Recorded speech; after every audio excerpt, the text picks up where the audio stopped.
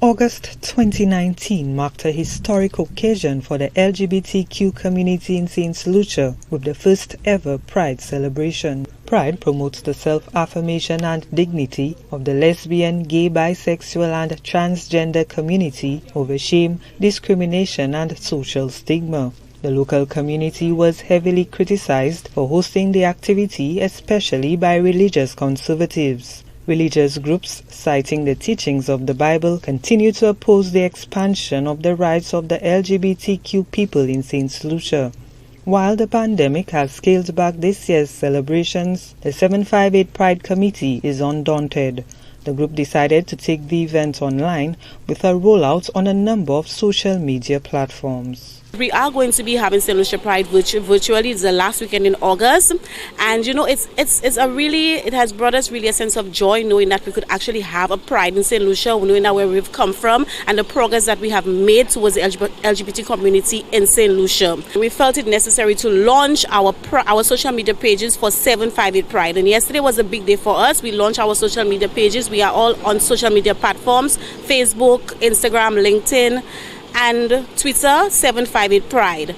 And we launched with the hope that persons would go out there and get to know what is Saint Lucia Pride about, what our hopes, our dreams, our aspirations for the LGBT community in Saint Lucia. The committee has been providing assistance to members of the community affected by the pandemic, especially those in the tourism sector. Chair of the 758 Pride Committee, Jessica St. Rose, anticipates that other LGBTQ Saint Lucians from around the globe will join this year's celebration. We're hoping to make it not just talk and virtual, but also exciting to keep our members engaged and also wanting to be part of Pride. And if we're going to do it virtually, it means that persons from the diaspora would also be able to join in. Saint Lucian persons, LGBT persons who are out there internationally living would be able to come in and join in on the fun and create that atmosphere where everyone could join in on the celebrations virtually.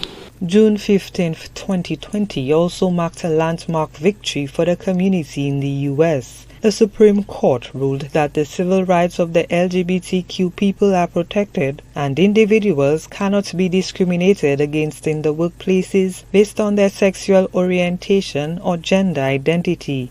St. Rose hopes that Saint Lucia will one day take a page from the U.S.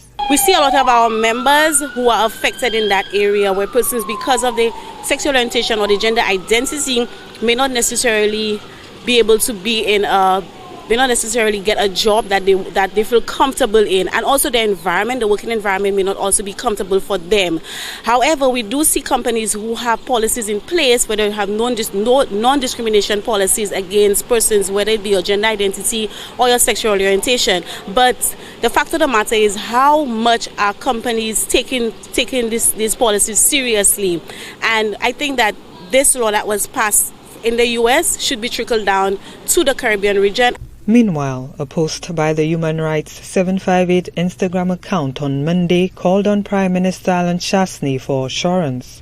The group, which commented on Chasney's Instagram account, stated that, quote, "Just like George Floyd, the LGBT in Saint Lucia can't breathe. We need assurance," end quote. It also questioned laws which discriminate against same-sex couples. The Instagram page of LGBTQ Rights SLU also expressed similar concerns about laws that criminalize same-sex relations. Although certain members of the current cabinet openly oppose same-sex relationships, the current government has yet to fully clarify its position on LGBTQ rights and ending discrimination against the marginalized group of Saint Lucian citizens. Gina Filippi, HTS News Force.